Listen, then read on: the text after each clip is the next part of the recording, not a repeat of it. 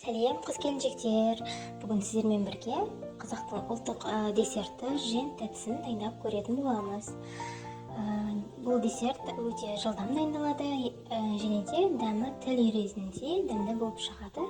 Дайындап көрулеріңізді ұсынамын.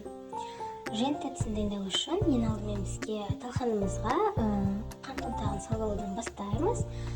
Қант ұнтағы мүлдем міндетті емес, орнына шегер қоссаңыздар да болады, немесе мүлдем қоспай қойсаңыздар да болады. Сосын алдын ала ертіліп алынған сармайымызды салып массамызды біріктіретін боламыз. Жент дайындаған кезде сармайымыздың сапалы болуы міндетті, өйткені сапалы сармайдан формасын жақсы ұстайтын әрі дәмді женттер шығатын болады.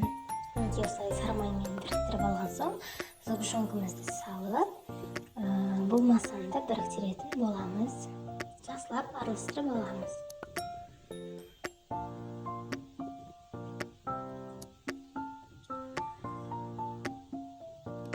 Мінекей осылай видеода көрсеткендегідей өзінің формасын ұстап тұратындай массаға келетін болса, яғни біздің жентіміз дайын деген сөз. Кез келген пішінге келтірсеңіздер болады, қалыпқа салсаңыздар да болады. Егер қалыптарыңыз болса, мен жай ғана домалақтатып алдым, құрт сияқты етіп, осылай тәрелкелерге демеп салып алдым. Міндетті түрде дайындап көрулеріңізді ұсынамын, қыздар. Бұл женттерді тоңазытқышқа да салған жоқпын. Мінекей дайындап болған соң бірден пышақпен бөліп көрсетіп жатырмын. Формасын өте жақсы ұстайды.